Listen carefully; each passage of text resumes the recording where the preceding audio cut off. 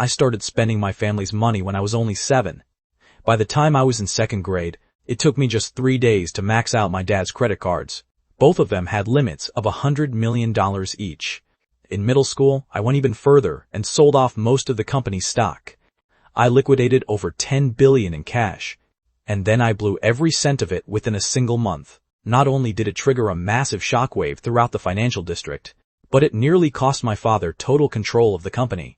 In just 10 short years, I had completely drained a corporation worth tens of billions. But today, my dad called to give me the news. He said the family is officially bankrupt. He told me to come back home and start working the fields, even though I'm thousands of miles away. I don't share the same heavy heart my father does. Hearing that we're broke, my face didn't show a single trace of sadness or disappointment. Instead, a look of pure relief washed over me. I tossed the mop I was using to clean the bathroom aside. Without a care for my image, I slumped right down onto the floor. You heard him, you stupid system. My family is out of money. Go find yourself another host. All that money I spent on you these years? Consider it a donation to a stray dog. Don't be like that, host. The system is almost fully developed. How can you just give up halfway? A mechanical, yet strangely devious electronic voice echoed inside my consciousness. Hearing that voice made my blood boil instantly. Developed, my foot. I've spent over $10 billion on you from start to finish. Even if I were raising a pig, it would have been ready for slaughter by now. But you? All you do is find new ways to scam me out of my money day and night. I'm done. I quit. To power up this so-called ultimate manufacturing system. I had spent years constantly dreaming up ways to get more cash. Because of that, I ended up with a reputation as the world's #1 profligate loser. But the results were underwhelming, to say the least. Everyone assumed I was living a life of luxury, squandering wealth without any limit. But God knows I was the most pathetic trust fund kid in history, while other rich heirs were out driving supercars and enjoying life with beautiful women on their arms. I was working grueling part-time jobs just to cover my own living expenses. I lived on scraps every day just to save up enough to feed this system. Unfortunately, after 10 years of this damn system showed zero signs of actually being ready. Now, I'm exhausted, and I'm done playing this game. Host, I'm serious, we're just missing the very last bit of funding. We only need 2.3 million more to succeed. Trust me, this stupid system had played me like a fiddle way too many times for me to count. My dear host, Tree, this really is the final payment. The moment you authorize the transfer, the system will finish its installation immediately. I checked my bank account balance. After setting aside money for a plane ticket home, I had exactly 2.3 million left. This damn system was trying to bleed me completely dry. Forget it. Not a chance. If I give you another cent, I'm a total idiot. Even if you put the blueprints for an Iron Man suit right in front of my face, I wouldn't give you a single penny. My resolve was absolute. But the second the words left my mouth, my expression shifted. Because inside my mind, an actual set of schematics for a high-tech suit of armor appeared. Looking at those exquisite mechanical details, my heart rate began to skyrocket. I felt like I was losing my grip on reality. What man could possibly resist a temptation like this? Host, I'm not lying to you. But with your current skill level, you couldn't build this even if I gave you the blueprints. That's why you need my help. Trust me. Just one last payment of 2.3 million, and the ultimate manufacturing system is all yours. I swallowed hard, trying to keep it together. This was just a trap. The system was baiting me. I had to resist. Fine, just take it. In the end, I couldn't help myself. An instant later, I received a text notification from my bank. I'd lost track of how many times I'd been rendered penniless like this. I dusted off my pants, stood up, and let out a long sigh. Whatever. I've been scammed so many times. What's one more for the road? Just as I finished packing up my cleaning tools, a wave of heaviness hit my head. Then, a sharp ding echoed in my mind. A series of mechanical prompts followed. Ultimate manufacturing system fully installed. Host attribute enhancement complete. WSA. Starter pack has been issued. Josh Day, marketplace is now open. Addition. I froze in place. This time, it was actually real. The damn system hadn't lied to me. As my consciousness entered the interface, I saw my personal status panel, host, Chase Miller. Manufacturing level, 1. Fame, 0. Wealth, 20,000. Charisma, 88. Mathematics, 61. Mathematics, 61. Physics, 60. Chemistry, 60. Biology, 60. Informatics, 60. Language, 100. Seeing these stats, I was furious. Hey, you call this an attribute enhancement? Why is everything barely a passing grade? Host, this is currently the system's limit for a basic upgrade. A score of 60 already exceeds the majority of people on Earth. In math, for example, you're already better than 99% of the global population. But I wasn't satisfied. No way. My charisma score is still too low. Bump it up a bit. Or I want my money back. After a bit of haggling, I successfully convinced the system to boost my charisma score to 92. With this, I'd be able to stand out anywhere in the world, no matter the crowd. At the same time, I finally understood how the system worked. If I wanted to manufacture top-tier technology, I first needed to raise my manufacturing level. For instance, with my current level 1 ability, there was no way I could build something like an Iron Man suit. I also needed to improve my core scientific knowledge. After all, I had to build these things myself. The system wasn't just going to hand them over for free. There were two main ways to level up. First was fame. Second was wealth. In short, it all came down to money and reputation. The various blueprints in the marketplace, as well as the manufacturing tools, all had to be redeemed using wealth or fame points. Once I had the hang of it, I took a deep breath. It was finally time for the exciting part, opening the starter pack. After 10 years of waiting, the rewards for this starter pack couldn't possibly be bad, right? 1 mathematics solution card, difficulty 60-70. 1 blueprint for a miniature graphene battery, Javern. That was it? Seriously? You could have at least given me a cold fusion battery. This time, I couldn't win the argument. I had to settle for what I got, and accept this rather lackluster starter pack. Before heading back to the States, I went to the school's lab one last time. I managed to create a prototype of the miniature graphene battery. After all, once I returned, I wouldn't be that glamorous billionaire's son anymore. I might not have the equipment or the facilities to build something like this. I have to admit, even though the prep school I attended wasn't great academically, the facilities were top-notch. At least they didn't waste all that tuition money. As for my departure, the school was more than happy to see me go. In a place filled with nothing but wealthy heirs, the administration usually found ways to make extra money off the parents on top of the tuition fees. Unfortunately, that didn't work with me. Not only did they fail to squeeze any extra cash out of me, but they actually ended up paying me a high salary. After all, the school felt sorry for a kid who spent his days scrubbing toilets.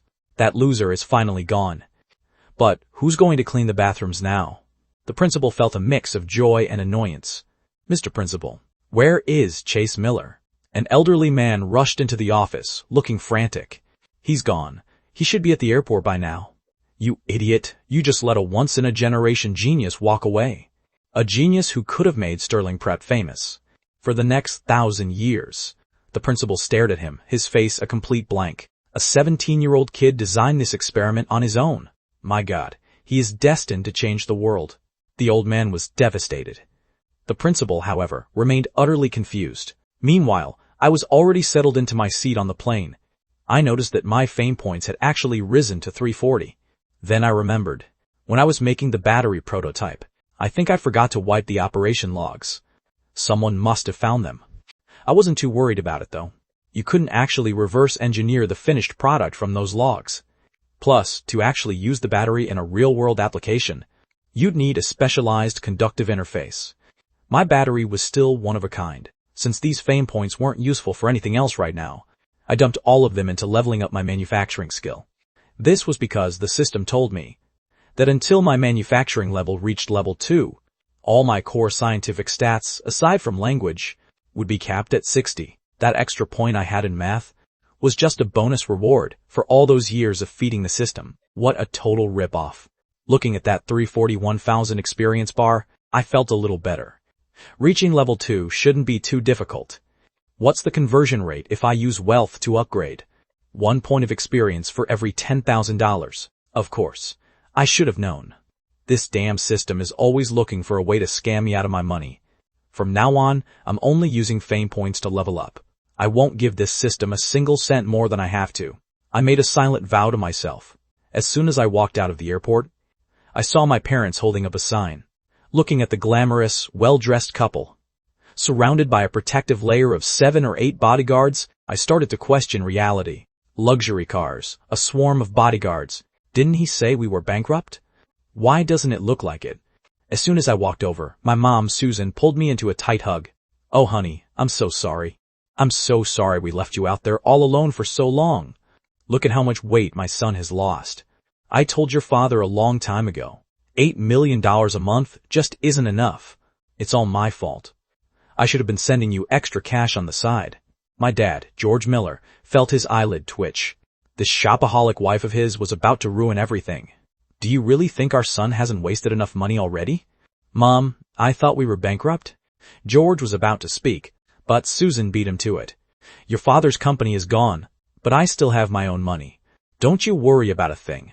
If you need money, just tell me. I'll give you whatever you need. I was horrified. Great. The system definitely heard that. It's definitely going to come after me for more money now. Almost as if to confirm my fears, a sharp ding rang out. A new mission appeared on the panel. As a master manufacturer, how can you not have your own company? As the sole heir to Star City Technology, it is your duty to save it. Mission: pay off all debts for Star City Technology and resume operations. Restart business activities. Reward: 900 fame points, plus 1 charisma, and 1 free gotcha pull in the marketplace. Seeing the mission, I felt a bit more at ease. Even though it was another money sink mission, at least the money wasn't going directly into the system's pocket. Dad, is our family business really beyond saving? I asked tentatively. George looked at me with a sense of pride. My son has finally grown up. He's actually showing some concern for the company, instead of just asking for money like he used to. There's no hope left. The capital gap is just too large. And with how fierce the competition has been these past 2 years, the company hasn't had any solid business projects. I felt a deep wave of guilt wash over me. I'm sorry. If I hadn't been draining the company's funds all this time, it wouldn't have come to this, KBA. But Susan wasn't having it. Sweetie, don't blame yourself. So you spent a little money, so what? Your father's crappy company wasn't making much money anyway. It would have gone under sooner or later, even without you. George was annoyed. But as the person with the lowest status in the household, he could only suffer in silence. Besides, there was some truth to Susan's words. I decided not to worry about which was the main reason for the bankruptcy. Either way, Star City Technology had to survive. Mom, how much money do you actually have? Even though she loved her son unconditionally in both heart and word, Susan couldn't help but feel a slight shiver when I asked that. After this wonderful son of mine is done with his father, is it finally my turn? I don't have much cash on hand, but I have some real estate, stocks, and things like that, and none of it is tied to your father's company. It's all yours, absolutely. Mom, I want to save Star City Technology. Is there enough? Susan was left speechless. George, on the other hand, was breaking out in a cold sweat. It had taken everything George had to cut his losses, just to save a little nest egg for the family. He couldn't let this spendthrift son of his blow through all of it. Clearing his throat, George spoke up. Son, you don't need to worry about the company. You're still young. You should focus on your studies. I'll find a new school for you in a couple of days. Just focus on being a student for the next 2 years. But I wasn't listening. I grabbed my mother's arm and pleaded, Mom, trust me, if you give me the money, I can definitely save Star City Technology. If I'm the one who brought the company down, then I'm the one who can make it stage a comeback. George was in despair. It was over. There was no stopping this idiot son's spending habits now. Life was starting to feel very, very long. After getting my hands on Susan's phone, I immediately began taking inventory of her assets. I wasn't sure if it would be enough to save the company. Roughly how much do we need? George's face was ashen. He didn't say a word. He didn't want to answer his son's question. Susan swallowed hard. Honey, the court is coming to seize everything the day after tomorrow. I don't think you can raise enough cash in such a short time. Hearing this, George felt a surge of relief. That's right. They didn't have any liquid cash right now. It wouldn't be that easy for his son to squander everything. I frowned. What if we take out a bank loan? Susan's expression turned odd, and she didn't know how to respond. George, however, let out a dry laugh. Son, you don't actually think our family can still borrow money from a bank, do you? The bank is our biggest creditor. We've been blacklisted for a long time. Do you have any idea how hard I worked? Just to save this little bit of a nest egg? I felt a wave of regret. I started thinking about how to liquidate assets quickly. Wait, aren't we going home?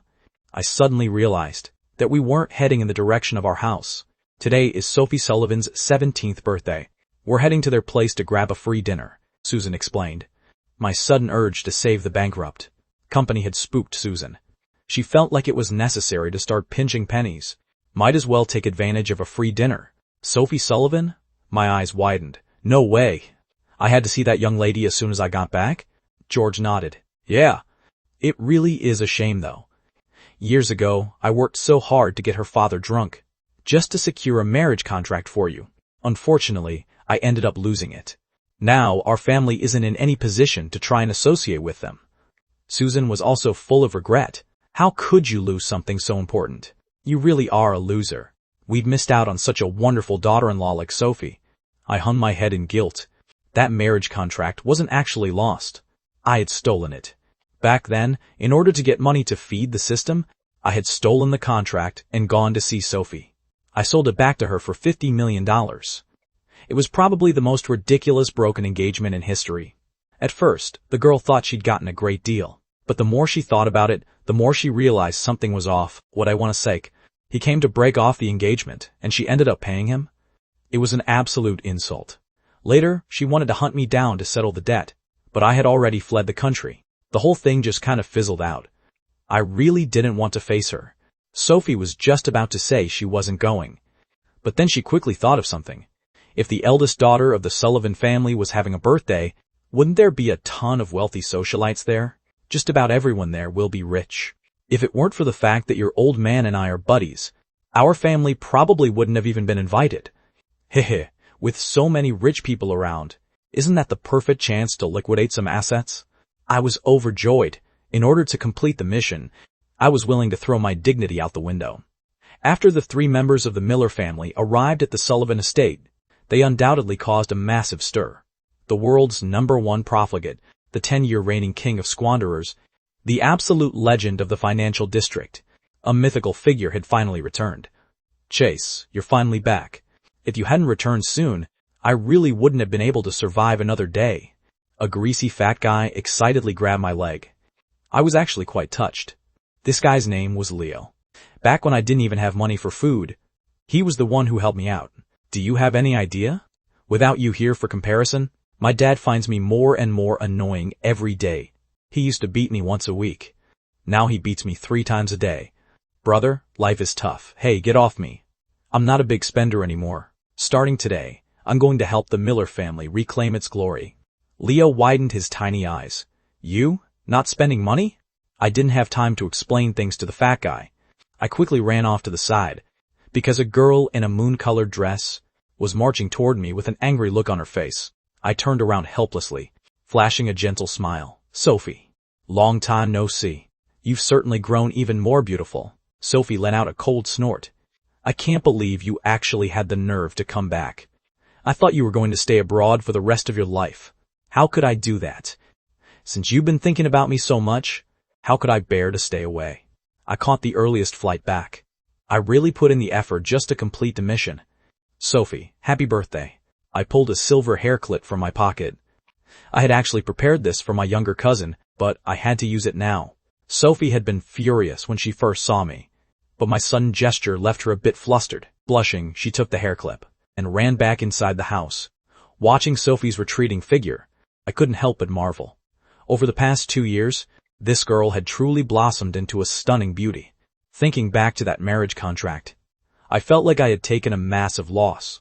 The more I thought about it, the more it bothered me. Suddenly, a spark of inspiration hit me, and I immediately chased after Sophie. I've always felt that, as a top-tier spoiled heir, entering a noble young lady's room was a perfectly normal thing to do. So I swaggered right in and walked into Sophie's bedroom. Sophie was admiring the hair clip I gave her, completely unaware that anyone had entered. Suddenly, a high-pitched scream erupted from her. I rushed forward and covered her mouth with my hand. Don't scream. I'm not a bad guy. I definitely didn't want to attract everyone from the downstairs hall. What are you doing? The girl's face was bright red. A situation like this was completely beyond her life experience. I let go of her. I want to talk to you about something. Actually, the marriage contract I gave you 2 years ago was a photocopy. The original is actually still in my hands. For some reason, Sophie felt her heart racing incredibly fast. My dad is so annoying, selling me out just because he had a little bit to drink. And he sold me to this total loser too. But then she thought, wait, why does he look so much more handsome now? Tell you what, I won't ask for much. Your copy is still worth $50 million, the same price as before. Transfer the money to me first, and I'll go home, get the original, and let you tear it up. No way, you jerk, get out of here. This time, half the people in the villa heard her. The girl was screaming in pure rage. As I slunk out of Sophie's room looking like a kicked dog, everyone was staring directly at me. As expected of the king of profligates, he truly possesses an extraordinary amount of courage. Uncle Sullivan, if I said Sophie and I were just talking business, would you believe me? Believe you? Like hell I would. All I saw was a fist the size of a sandbag, flying straight toward my face. As a result, I ended up with a massive black eye, and dinner tasted like cardboard. Susan was heartbroken for her son, constantly wiping my face and applying ointment. George, on the other hand, looked like he was enjoying the show. It's fine if you want to be a loser, but you had to go and provoke the Sullivan family's princess? Nice shot, Sullivan. I gave Sophie a resentful look, only to find the girl looking, utterly smug, making a face at me. This made me even more indignant. Seeing that the banquet was nearing its end, I took advantage of a moment when Mr. Sullivan had stepped away, to sneak over to Sophie's side. Sophie, you guys must have a microphone here, right? Let me borrow it for a second. Sophie felt like she shouldn't be talking to me anymore, but she still asked quite naturally, what do you need a microphone for? I looked at Sophie, my gaze deep, and my expression solemn. I have something very important to announce publicly. I want the whole world to know. Sophie covered her burning cheeks. He's not going to confess his love in front of everyone, is he? But she wasn't ready for this yet. No wonder he brought up the marriage contract as soon as he got back. But he's such a loser. Then again, he is pretty handsome. Actually, he even looks good with that black eye. In a split second, countless thoughts flashed through her mind, and she was completely stunned. Sophie, is that okay? Sophie somehow ended up nodding her head. So, where's the mic? Sophie pointed toward a counter not far away. She lowered her head, not daring to look at me again. She was wondering if she should go hide for a bit, because she really wasn't prepared for this. I didn't notice the change in the girl's expression. After grabbing the microphone, I cleared my throat and spoke up directly. Good evening, aunts, uncles, brothers, and sisters. As my voice rang out, I once again became the center of attention. At that moment, Mr. Sullivan sat down next to George, looking at the Miller couple with complete confusion. George and Susan were equally baffled. From the time I was a child, it seemed they had never once correctly guessed what I was about to do. Mr. Sullivan glanced at his daughter and saw that Sophie's face was bright red, and she looked incredibly nervous. He secretly clenched his fists. If this brat dares to say anything stupid, I'll make sure his other eye is just as swollen. Everyone thinks I'm just a loser. But I want to say that's just a public prejudice. Not only can I spend a fortune, I can also build one. Down below, Leo scratched his head in confusion. Is he really changing? Does that mean I'm the #1 profligate now? As soon as I returned, I learned the news that Star City Technology has gone bankrupt. This fills me with immense guilt. As the sole heir to Star City Technology, it is my duty to save it. The crowd of wealthy socialites looked at each other in disbelief. What kind of stunt was I pulling now? Saving Star City Technology? Wasn't that just total nonsense? Sophie also looked at me in confusion. It seemed things weren't going the way she had imagined. Why did she feel this sudden sense of disappointment? This time, I will change everyone's opinion of me. I'm going to tell the world that I am actually a peerless genius. I declared to everyone, I'm not just some so-called profligate. This time, I'm going to slap the faces of every single one of you. The crowd was instantly speechless. No one knew how young Master Miller planned to save Star City Technology. It's simple, pay off the debts, and then launch a project that will rake in the big bucks. Bursts of laughter erupted throughout the hall. It sounds simple enough, but do you have the money? Do you even have a project? I didn't care at all about their mockery. As a man destined for power, I was long since used to it. I know none of you will lend us a dime. So, I'm offering you a fair trade. I've just taken a quick inventory of our family assets. We have several idle plots of land and some real estate, who right now, you only need to pay 70% of the market value to own them. We can close the deals right here, on the spot. Fair and square deals only. I only want cash. As soon as those words left my mouth, the whole room went dead silent. Everyone stared at me, dumbfounded. Finally, someone couldn't help but laugh out loud.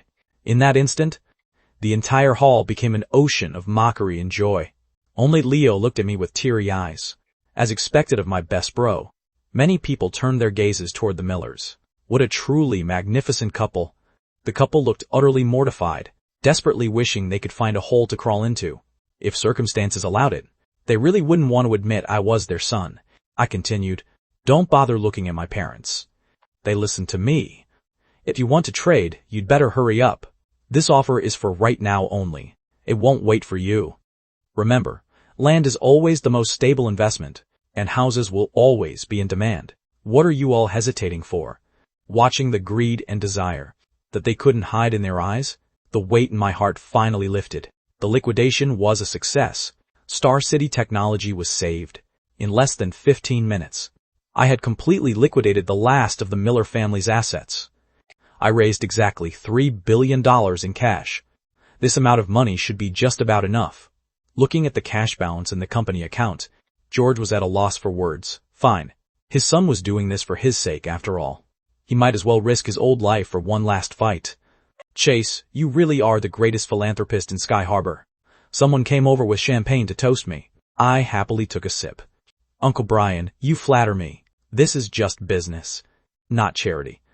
Brian White bit his lip to keep from laughing out loud. Understood. Chase, sacrificing for family and country. You're a great man." I chuckled. For the first time in my life, someone had called me a great man. It felt pretty good. I addressed the crowd once again. "Since I've already done some business with all of you, I'll give you a friendly word of advice. If you want to buy Star City Technology stock, do it now. Otherwise, you won't be able to afford it later." Many people clutched their stomachs and bid Mr. Sullivan farewell. They couldn't stay any longer, or they'd literally die of laughter from this loser's antics. Once the crowd had thinned out, and our family was preparing to leave, Sophie pulled me into a side room. "Well, it wasn't the first time." Sophie asked, "Is your family really that desperate for money?" "Pretty much. You know Star City Technology is hanging by a thread. I had to do this. But my dad told me, that money isn't the only problem for Star City. Will doing this really help? Trust me, I'm going to make Star City Technology the shining star of all humanity." Sophie rolled her eyes cupidly. After hesitating for a long time, she pulled a black card out from her bedside drawer. "This is the allowance I've saved up over the last 2 years. It should be just under 60 million. The pin is my birthday. Take it." My eyes lit up. I took the card, feeling a bit embarrassed. What a kind-hearted girl. But damn, she was loaded. Saving 60 million in just 2 years? She was almost at my level back in the day. "Don't worry. I'll definitely return the original marriage contract to you later. The real deal, I promise. Get out." Fortunately, I moved fast enough and successfully saved my other eye. This massive fire sale of assets, beyond raising the necessary cash, also gained me 100 fame points. I didn't know how the system calculated it. I lost hundreds of millions on that deal, yet the fame I gained wasn't even as much as when I showed off a single lab skill back in high school. In the car, I could finally ask, "Dad, is that enough money?" George sighed helplessly. "Money isn't the real problem for Star City Technology. Operations have been halted for over 6 months. Having no orders or projects is the root of the problem." I gave a faint smile, patting my chest confidently. "Don't worry. You just get the company running again. I'll find the orders for you." George didn't know what to say. A child who is sensible, yet clearly not entirely so, is always the biggest source of worry. The next morning, I woke up early. As soon as I went downstairs, I saw George was all packed up. He was just about to head out. "Dad, off to the company?" "Yeah. Time is of the essence. Since things have come to this, I might as well give it one last shot." I was deeply moved. I swore I'd turn my dad into the world's richest man, so he could live in peace and luxury. "Dad, take this opportunity to give the company a thorough cleaning. Kick out all those leeches," I added. George smirked slightly. Even without me saying it, George would have done exactly that. As the saying goes, hard times reveal true friends. George had already seen the true colors of many people. If Star City Technology was going to set sail again, it was necessary to clear out the parasites. As for the projects, Dad, don't worry yet. I'm going to land a massive order for you today. We can make the arrangements after that. George stopped in his tracks. Son, are you sure you're fully awake? Go back and get some more sleep. You're at an age where you need your rest. I was already used to people looking down on me. Dad, wait for me. Tonight, I'll bring back a contract from Longway Group. Longway Group? George laughed. A Fortune 100 global enterprise like that? You sure talk big. It wasn't until he reached the office that George remembered. Longway was holding a bidding event in Sky Harbor today. Apparently, they were looking for assembly plans for 2 phone models. But the current Star City Technology was obviously not qualified. They couldn't hope for a slice of that pie. He shook his head, not giving my words another thought. George quickly threw himself into his work. He had to admit, his son's move to burn his bridges had actually brought back a bit of his entrepreneurial passion from his younger days. On the other side, after finishing breakfast, I hopped on a shared bike and headed toward Empire Plaza in Sky Harbor. I had no choice. All the family's luxury cars were sold last night. Today, besides the bidding, Nexus Corp was also holding a product launch. So the plaza was absolutely packed with people. They were all industry insiders and various reporters. Watching the massive sea of people before me, my heart surged with excitement. A great man should stand at the summit and look down on the world's bustle. Just as I was feeling incredibly heroic, a familiar sports car passed by me. Chase, what are you doing here? I was Leo, and the car he was driving was one that had left my family's garage just this morning. The only thing that comforted me was that Leo had bought it for well above market value. He was basically a saintly philanthropist. I'm here to take care of some business. What about you? Why are you here? My family is here for the bidding today. My dad insisted I come along to see how the world works. My eyes lit up. So you have an invitation to Longway Group? I was just wondering how I was going to get in. I didn't expect you to just show up. Yeah, my dad gave me one. He told me to come check out Longway's tech. That's great. Perfect. Then you can take me inside. I naturally hopped into Leo's car. Leo felt a surge of panic. What are you going in there for? To taunt business with Longway Group. Wait, you don't have an invitation? I forgot it. Compared to the lively atmosphere of the plaza, it was much quieter inside the building. After all, not many companies were actually qualified to bid. Since most were local Sky Harbor firms, everyone looked at me with confusion.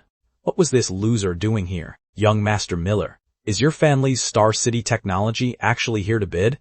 Even though everyone knew it was impossible, someone still decided to ask. I shook my head. No. I'm here to discuss a partnership with Longway Group. As expected, wherever I go, jokes follow. I wonder what kind of partnership the young master wants to discuss. Maybe developing a new phone together? When Fiona Vaughn walked in, she frowned at the chaotic scene. She brushed off her sleeves. She felt the professionalism of Sky Harbor companies was lacking. I've reviewed all the project proposals you submitted. The chairman had to return to the head office, since I have to host the press conference outside later. Each company only has 3 minutes to provide additional details. So let's get started. Fiona was always efficient. She sat down and got straight to the point. Seeing Fiona, I was thrilled. She was someone I actually knew. My luck was truly on fire today. Fiona noticed me as well. Though she was curious why this brat was here, she didn't say anything. She was too busy to worry about me. Half an hour later, Fiona closed her laptop. We'll notify you all once we have a decision. If you're interested in our Longway launch, you can head outside. We've reserved seats for you. I suddenly stood up. Fiona, wait a second. I have something to tell you. Mr. Miller, please address me as President Vaughn. If it's not urgent, wait until later. No, I can't. It's urgent, Fiona. I've got something big to show you. The crowd was speechless. Fools are always like this. Everyone was used to it by now. Back in the office, Fiona looked at me, exasperated. Go on. What exactly do you want? Star City Technology wants to partner with Longway. Fiona shook her head. 2 weeks ago, I talked with Uncle George. Bankruptcy is honestly the best outcome for him. I can't damage my company's interests just to help you. Fiona, do you know anything about graphene? I've heard of it. It's been a hot research topic lately. But new materials like that are basically scams. I've built it. It can realistically charge in 2 minutes and provide 5 hours of talk time. Plus, its energy density is 3 times that of lithium batteries. Fiona frowned. Chase, I didn't think that besides wasting money, you had also learned how to brag. I pulled out the battery sample. Do you have a lab here? Seeing how serious I looked, Fiona reluctantly made a call. Is Professor Wagner in the office? Tell him to meet me in the lab. Fiona glared at me. Little brother, do you know what happens if you're messing with me? 1 hour later, successfully secured the preliminary agreement with Longway Group. I walked out of the building looking radiant. Leo asked, Chase, Longway Group actually agreed to work with you? Of course. They couldn't wait to sign. Leo wasn't convinced. He had always felt that the reason his best friend was such a loser was because of a brain issue. Now, it seemed the condition had worsened. By the way, why is there a red mark on your face? My face turned red. It was all Fiona's fault. That crazy girl was way too forward. When the experiment was successful, she actually grabbed me and kissed me. It was a total violation. It's nothing. Fiona just accidentally kissed me. Chase, maybe I should take you to the hospital. No, I'm fine. Forget it. Just take me home. Longway Group's launch event was a resounding success, but compared to the success of the launch, the business community was far more concerned. With the final announcement Fiona made, Longway Group would be collaborating with Star City Technology to develop a revolutionary new phone. A massive, thriving conglomerate, partnering with a company on the brink of bankruptcy? To call it revolutionary, no matter how you looked at it, it was incredibly bizarre. High society in Sky Harbor was buzzing with gossip. As for George Miller, he only found out about it when his shareholders rushed into his office to congratulate him. That was when he finally heard the news. George, I didn't realize you still had a card up your sleeve. You kept it hidden so well. George, you're really something else. We've been brothers for years, and you kept us in the dark. With Longway Group backing us, we'll definitely make a comeback. We'll reclaim our glory. Don't you worry, George. Just go all out. We'll support you 100%. Just tell us what you need. Anything at all. George was speechless. Were these really the same people who wouldn't even show their faces a few months ago? These brothers were completely unreliable. Star City Technology definitely needed a purge. After a while, the mood shifted. George Miller, you're cold-hearted. I've clearly misjudged you all these years. Don't think that just because you've latched onto Longway Group, you can breathe easy. Their standards are incredibly strict. Star City Technology is just going to make a fool of itself. Exactly. George, don't get ahead of yourself. With that loser son of yours around, no matter how much you earn, he'll waste it all. Don't come crying to me when you're at a dead end.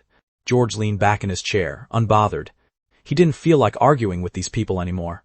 After kicking them out, George hurried home. While he didn't think the Longway deal had anything to do with me, still, I had said this morning that I was going to Longway for an order. And then by the afternoon, Longway Group announced a partnership with Star City Technology at their launch. No matter how he looked at it, it was strange. When he got home, I was excitedly hunched over a laptop, tinkering with something. In reality, I was testing just how good my abilities actually were, although the system told me that a base score of 60 made me a genius. That was just the system's claim. I needed to verify it for myself. Since everything had gone so smoothly today, I hurried home to run some tests.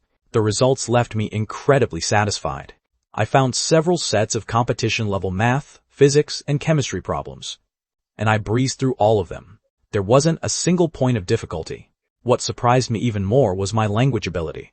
No matter what language or script it was, I could understand it just by listening or looking at it. It was that powerful. I threw my head back and laughed. So this was what it felt like to be a genius. What's wrong with you? Did you actually go to Longway Group today? Did they bully you or something? George looked at me with a face full of concern. Seeing George, I closed my laptop and regained my composure. With a casual look, I reached under my butt and pulled out a crumpled document. I handed the paper to George. What are you talking about, Dad? Why would Longway Group bully me? This is the preliminary partnership agreement with Longway Group. Take a look at it first. You need to head over and sign the formal contract within 3 days. George Miller's face darkened with disbelief. You shove something this important under your own butt? However, he was too focused to scold me. He began to read it carefully, but after scanning it once, George let out a sharp gasp. It really was a partnership. It wasn't OEM manufacturing or outsourcing. It was a partnership of equals. How was this even possible? George asked. Who signed this agreement with you? Fiona, her name is right there. By the way, she's already the vice president of the group. The Vaughn family is clearly preparing her to take over. George still couldn't wrap his head around it. Fiona Vaughn is so sharp that even I'm intimidated by her. Why on earth would she sign this with you? Son, Fiona didn't force you to agree to any questionable conditions, did she? I looked at him, completely speechless, and handed the laptop over to George. What are you thinking? Do you think your son is the type of person to sell his body? I use this to make a deal with her. Star City Technology shares this technology with them, and then we collaborate to develop their next flagship phone. We'll use that to rebuild Star City Technology's reputation. George didn't say a word. He was completely immersed in the experimental draft for the graphene battery. A full half-hour passed before George finished reading, but his heart couldn't settle down for a long time. The shock brought by this experimental draft was no less than that of the Longway Group agreement. He understood why Fiona Vaughn had signed the deal. If he were in her shoes, he'd sell his own body just to secure this partnership. He suddenly rushed into my room and asked excitedly, Son, where did you get this? You didn't rob the National Laboratory, did you? I was instantly offended. Dad, I've never doubted your ability to make money. How can you doubt my genius? I researched this myself. To George Miller, this was the most absurd thing he had heard all day. Without exception, even though he didn't know how I had actually researched it, he still paced back and forth in excitement.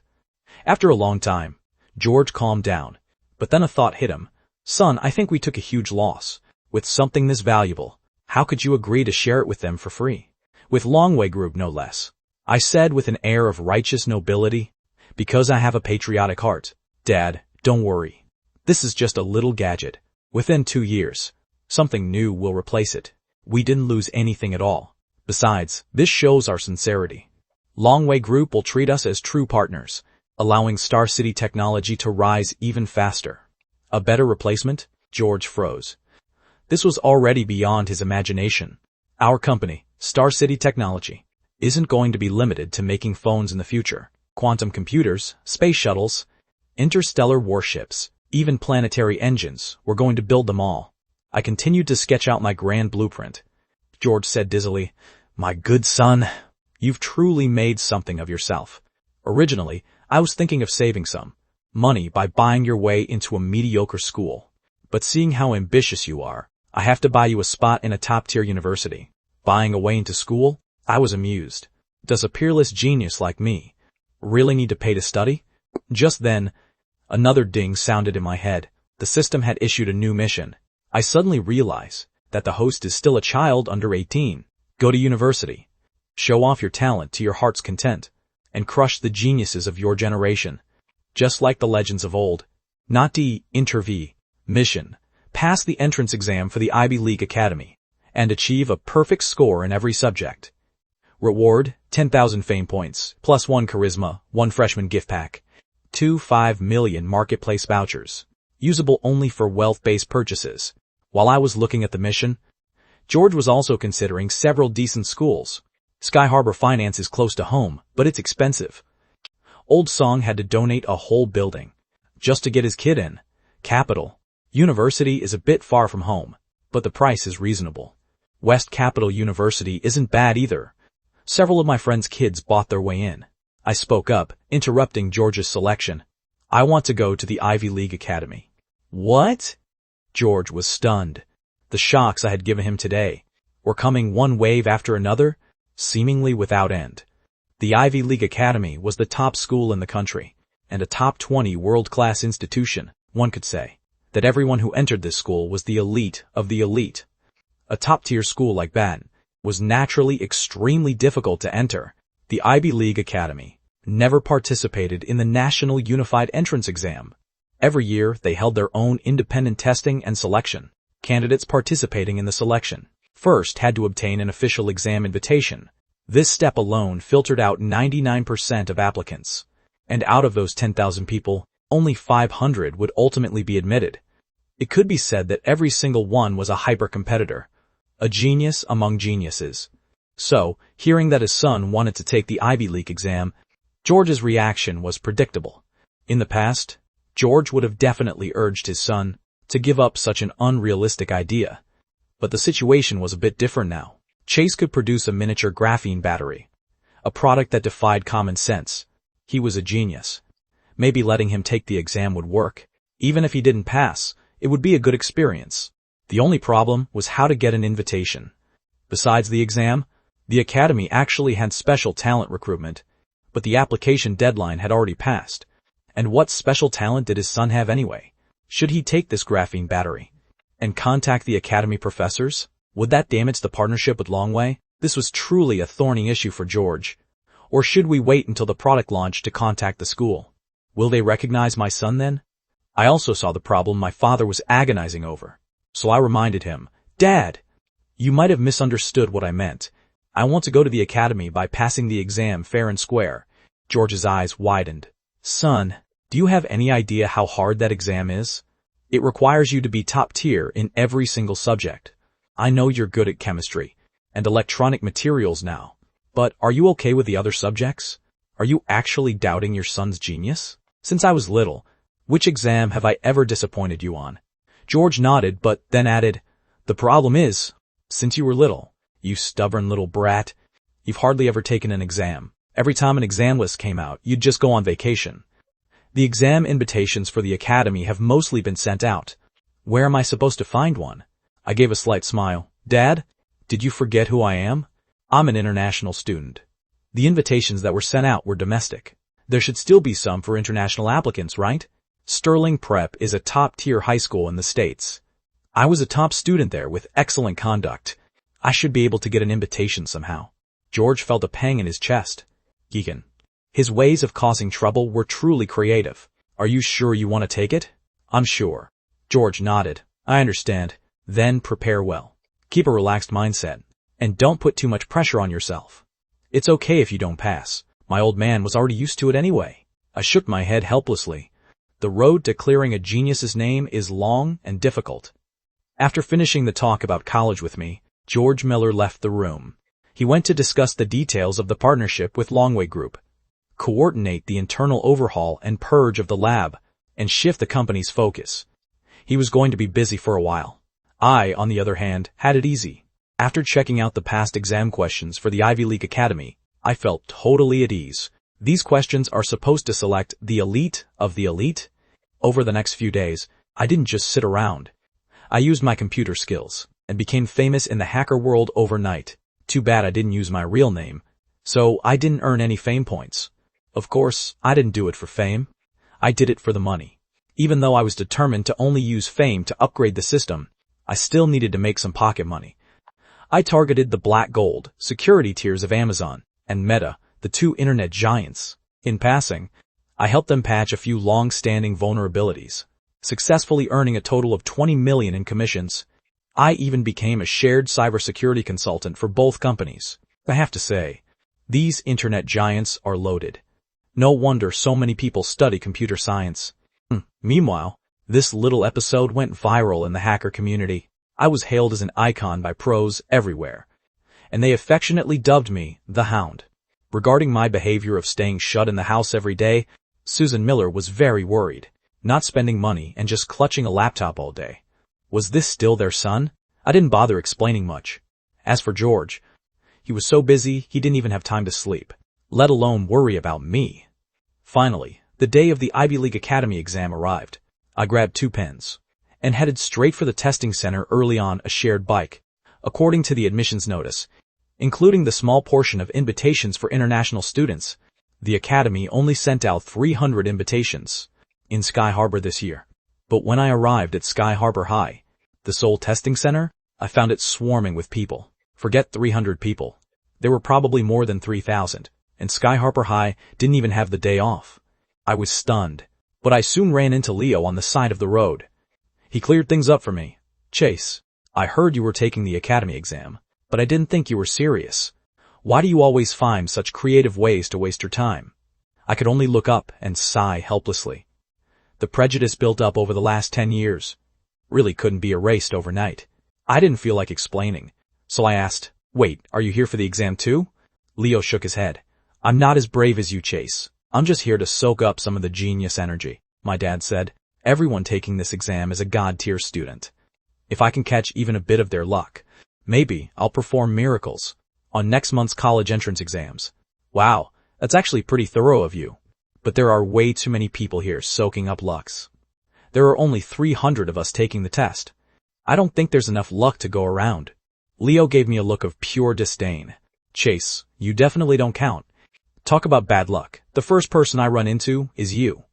Looks like I'm out of luck today. Oh, by the way, my family landed a contract as a supplier for Longway Group.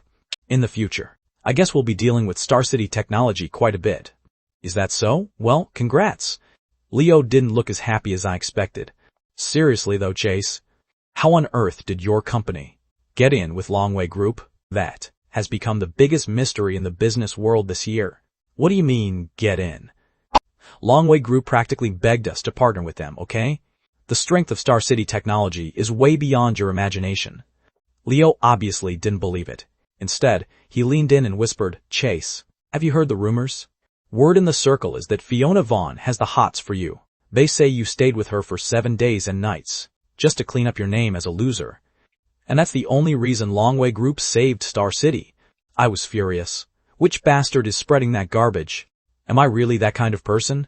I'd rather sell my soul than sell my body. Bro, of course I believe you. But you've been a ghost lately. And you have to admit, you've got the kind of face that's perfect for a sugar baby. Right. Not only was I E1 on the village idiot list, but I'd also been at the top of the most desired list for years. Especially now that the system had boosted my charisma, it was even more intense. Even Leo thought I was pretty handsome. I wanted to cry. I've been at home making money this whole time. Leo patted me sympathetically. I get it, you were earning it. Man, you really are a hard worker. I guess I should dial back my own spending in the future. I can't follow in your footsteps. Now, get lost. I kicked the fat guy. I didn't want to chat with him anymore. I went into the school to find my exam room. Outside the room, I ran into another familiar face. Sophie Sullivan. Of course, Sophie didn't have to scramble like me to get an invitation at the last minute. She'd been a top-tier student since she was a kid. She was always the perfect student others were compared to. She saw me. First, the girl looked happy, then angry, then resentful, and finally she sighed. A whirlwind of emotions clearly hit her. I had no idea what was going through her head, so I just greeted her with a grin. Sophie, how are the preparations going? With your skills, it should be a breeze. After 6 years, it looks like we're going to be classmates again. Don't worry. Even though I always teased you back in elementary school, I'll definitely have your back in college. Sophie didn't even know what she was mad at. Was it my arrogant ignorance? My casual joking? Or those rumors? She stomped her foot hard. Then Sophie walked into the exam room. Finally, she turned back and said, just do your best. And consider it practice for next month's real college entrance exam. After the Ivy League recruitment, there's the unified exam for regular students. Why do women look down on me so much? Once we're in college and you run into a problem you can't solve, don't come crying to me for help. If you don't offer me 10 million or something, I won't forgive you. Chase, can you please take this seriously? The exam is next week. And you still want to go to Capital City for school? Seeing that I was only focused on looking at her and not paying any attention to the books, Sophie was both angry and frustrated. Why are boys always so immature? If you want to keep looking at me, you need to work hard right now. Otherwise, how can we be together in the future? I wiped the drool from the corner of my mouth. I am being serious. Sophie, you're just too beautiful. I couldn't help but get distracted for a tiny bit. Sophie felt totally helpless. She really didn't know what to do with this jerk. If you don't get into a university in Capital City, I'm going to ignore you forever. When that happens, we won't see each other for a long, long time. I took Sophie Sullivan's hand. Don't worry. Tomorrow, doesn't the academy release the scores? You'll see then. I'm definitely going to the academy with you. So, what major should I pick? Maybe I'll just go to med school with you. That way, it's easier for me to protect you. So no blind idiots try to hit on you. Sophie Sullivan puffed out her cheeks and snapped. Chase, I told you to stop living in a fantasy and get your head out of the clouds. Even when she's angry, a beautiful girl still looks so good. God really spent some extra time sculpting Sophie Sullivan. While the young couple was busy with their intense last-minute cramming, the Ivy League Academy's online forums were already buzzing with heated anticipation regarding the exam results set to be released tomorrow. In fact, ever since the exams ended, the hype surrounding this year's Ivy League admissions hadn't faded for a single moment. This was because this year's test was being called the hardest in history. Even many sophomores and juniors currently at the academy struggled to even comprehend the questions within the time limit. Most people speculated that anyone who managed to get even a passing grade would basically be guaranteed a spot at the academy. You have to realize that in previous years, a score of at least 70% was required, and that was considering the applicants were all top-tier geniuses from across the country. If someone managed to score above 70% this year, they would likely break into the top 100 rankings. If they could hit above 80% in any other year, they would be a strong contender for the valedictorian title. As for scoring above 90%, everyone felt that no student could possibly achieve that this year. After all, the academy made the test this difficult with a very specific intention in mind. In a world where competition is becoming increasingly fierce, they wanted to find a true prodigy, to see where the actual limit of the younger generation's potential lay. Because of the insane difficulty of the questions, everyone was paying extraordinary attention to who this year's Ivy League valedictorian would be. The moderator of the Academy Forum even posted a thread stating, "This year's valedictorian will be the most prestigious one in the history of the Academy, bar none." Under this kind of hype, everyone's expectations for the valedictorian were through the roof. The various geniuses from across the country who were previously favored to win the title were being hounded relentlessly by all sorts of media outlets. The only unfortunate part was that not a single media outlet had managed to find Sophie Sullivan.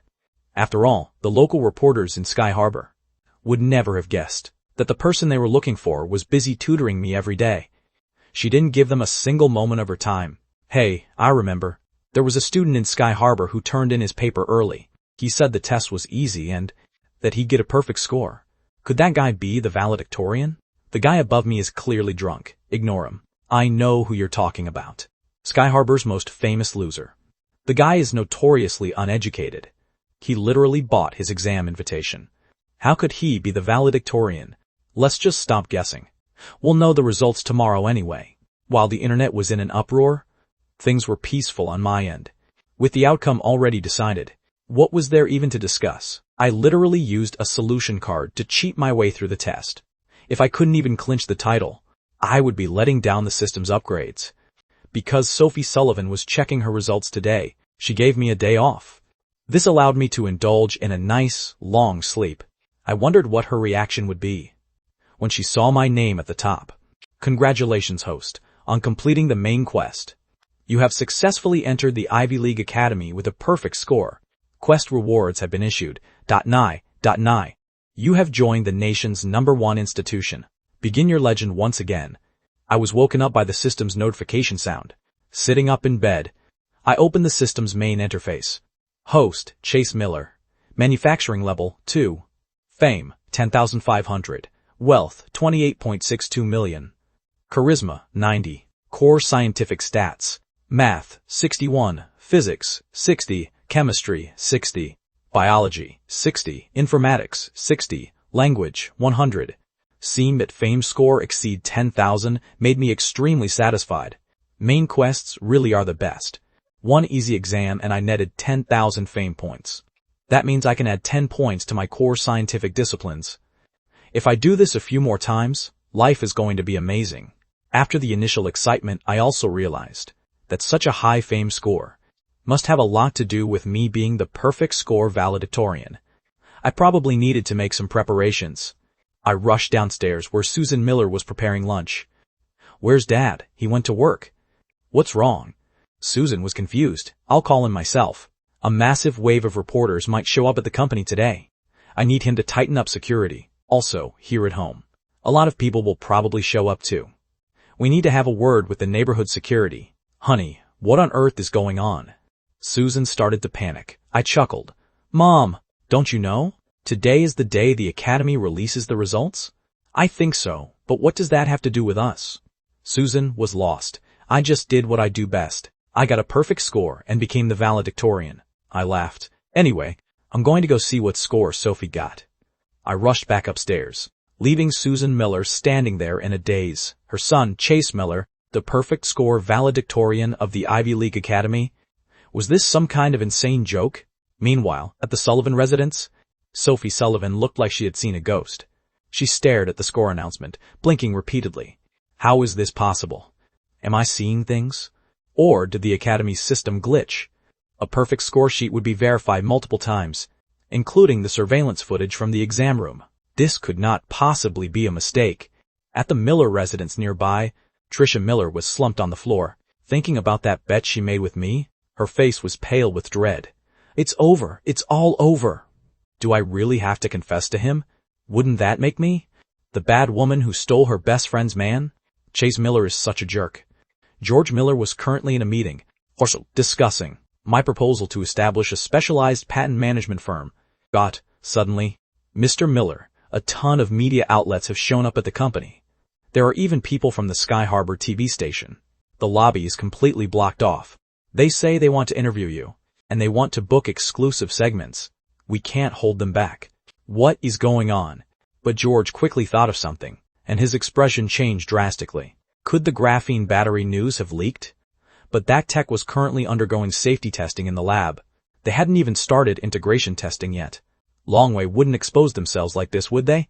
The reporters are just camping out downstairs, insisting they have to see you, Mr. Miller, to finalize the interviews. Have them wait in the guest lounge first. Reporters? What could they possibly want to talk about? Star City just barely escaped bankruptcy. Everything is still being rebuilt.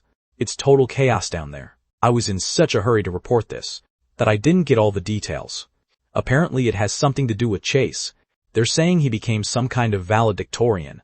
What? George Miller and everyone else in the conference room turned to the young secretary in shock. What did you say? Valedictorian? George's voice trembled slightly. Was that spendthrift son of his actually telling the truth? Holy crap, he actually got into the Ivy League Academy? As the valedictorian? Mr. Miller, why don't we check right now? A young manager immediately started searching on his laptop. George rushed over to the screen. First place, Chase Miller, Sky Harbor. 350 points. The manager turned to George. Mr. Miller, is there anyone else in Sky Harbor with the same name as Chase? It really is him. Another one of George's confidants exclaimed. When I went to buy the invitation, that was his name. Because it was last minute. His registration number was way at the back. George Miller let out a boisterous laugh. Ha ha ha! I knew Chase wouldn't let me down. It's just the Ivy League Academy. A total piece of cake. Congratulations, sir. Chase has been named the valedictorian. His future is absolutely limitless. Congratulations indeed. The young master's future is beyond all expectations. Congratulations, George. This really is fantastic news. Wishing you all the best of luck. A celebratory treat? George, shouldn't you do something to mark the occasion? Ha! He was in an excellent mood. Of course, we should all celebrate together. Ruby, send out a notice.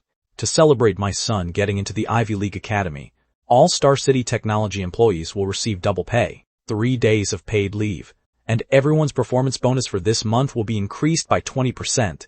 Ruby was overjoyed. Long live Mr. Miller. Other companies working with Longway watched with envy, but only the employees of Star City Technology knew just how busy they had been lately. Getting 3 extra days of vacation now was like finding water in the middle of a desert. Mr. Miller, the Longway project has a very tight deadline. Isn't 3 days off a bit much? It's fine, George Miller said, waving his hand dismissively. I'll explain it to Fiona Vaughn. I wondered what kind of looks the Vaughn family would have once they found out I got into the Ivy League Academy. The connection between the Millers and the Vaughns was actually through my mother Susan's side of the family. Many in the Vaughn family looked down on George Miller and his son, especially since I was such a notorious loser. Of course, that didn't include Fiona Vaughn. That girl is a total sucker for a handsome face. Since I was her type, she didn't care how much of the family fortune I squandered. Fiona had always doted on me, which is why those weird rumors started flying. After Longway Group announced their partnership with Star City Technology, but if I actually wanted to marry into the Vaughn family, it would be nearly impossible under their strict family rules, especially since the Vaughn family currently showed every intention of grooming Fiona to be the next head of the family. Under those circumstances, they would never accept a small-time character like me. Of course, I could always be Fiona Vaughn's secret boy toy, as long as I didn't cause a scene. People at that level of high society didn't really care about such trivial matters.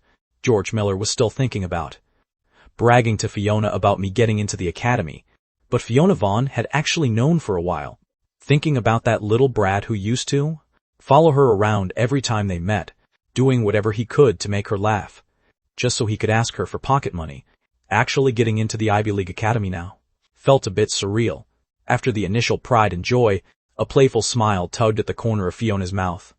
A perfect score valedictorian, and in the year called the hardest in history, yet he's also a universally recognized loser.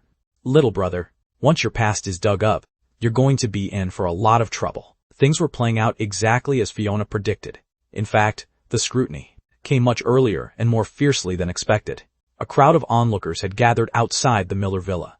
There were reporters, my classmates, friends of my parents, and even students about to take the national entrance exam, all hoping to soak up some of my luck.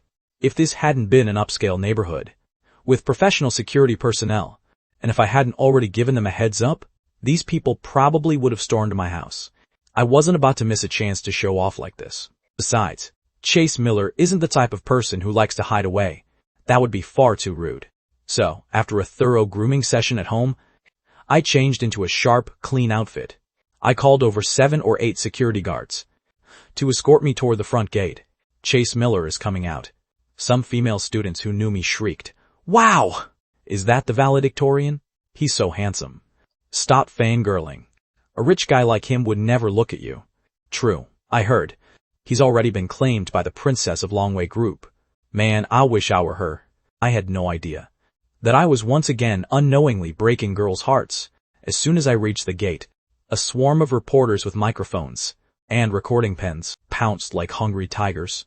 If the retractable gate hadn't been holding them back, I think I would have been eaten alive. Mr. Miller, how does it feel to be the valedictorian? What are your thoughts right now? Mr. Miller, the exam was so difficult this year. How did you manage a perfect score? We heard you spent 2 years of high school abroad. Does this prove that foreign education is superior to ours? Chase, I'm from Sky Media. Our young master is a close friend of yours. Can we get an interview? I cleared my throat and signaled for everyone to quiet down. Everyone, please, stay calm.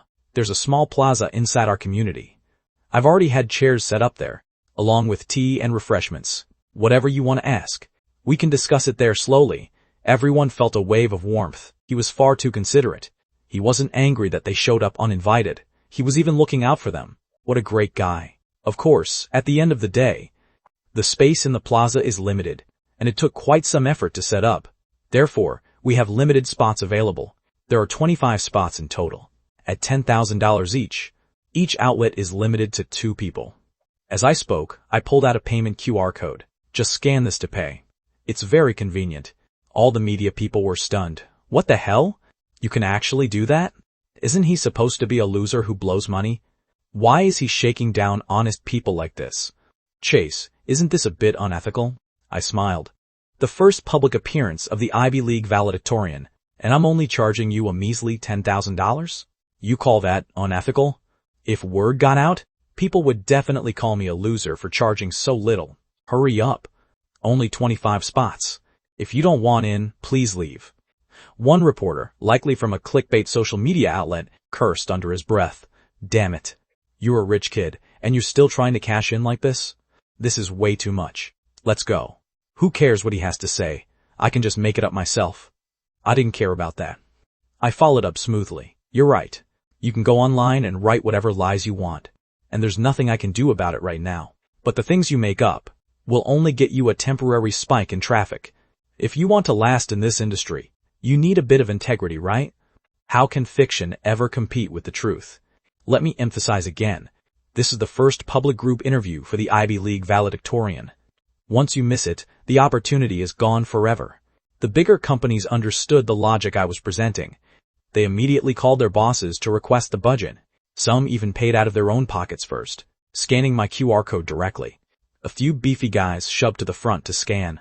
Seeing this momentum, my heart skipped a beat. Damn it, I should have checked the market rate beforehand. It looks like I'm losing money on this deal. When everyone realized 25 seats weren't enough, a bidding war practically broke out. The valedictorian of the hardest exam in history, and the first one from Sky Harbor, is very first. Public group interview. If they missed this chance, they truly could never buy it back. I was in absolute agony. The price was too low. No, I had to add a surcharge. Fortunately, Chase Miller is thick-skinned enough. I immediately spoke up. Seeing how enthusiastic you all are, I'm truly touched. Tell you what, I'll give you all a special offer. For just an additional $20,000, you can enable a real-time live stream of the interview. I guarantee you'll catch the first wave of pure traffic. The crowd was stunned. Wait, so the $10,000 didn't even include streaming rights? You're way too devious, you little brat. Despite my blatant price gouging, nobody had a choice. They couldn't exactly try to stream it secretly, could they? Would the security guards next to me start throwing punches? Looking at the extra few $100,000 in my account, I felt pretty satisfied. Even chicken feed is still meat. From the moment the system finished loading, my life was destined to be a chase for fame and fortune. Blame the system. It only recognizes those two things. When we arrived at the small plaza, the reporters' faces turned even darker. The seats were just small plastic stools. The refreshments were just bottled water and huge vats of tea. This whole setup couldn't have cost more than $500. This was a total ripoff. I didn't care what they thought. Microphone in hand, I sat down on a sofa under a sun umbrella at the front. I announced clearly, I'm sure no one wants to waste time here. One question per media outlet. Try not to repeat questions. Let's aim to wrap this up in half an hour. Holy crap, what a jerk. $30,000 for one question? Talk amongst yourselves and coordinate. We'll start in 10 minutes. Ooh, S2. The reporters were all livid. Now, no one was going to ask about feelings, exam prep methods, advice for younger students, or intended majors. Those questions were boring. If they didn't ask something explosive for 30 grand, it would be a total waste. As soon as the time was up, a red-faced female reporter stood up and asked, Chase Miller, according to my research, your grades were mediocre from middle school through high school, yet now you've become the valedictorian, with a perfect score. Did you use any unethical means to achieve this?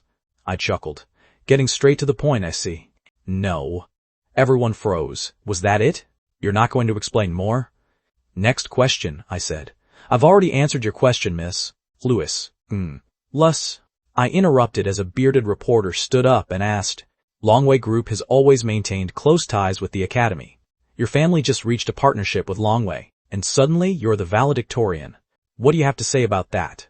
I don't see the connection. If you have something to say it directly. However, you've used your turn. Next.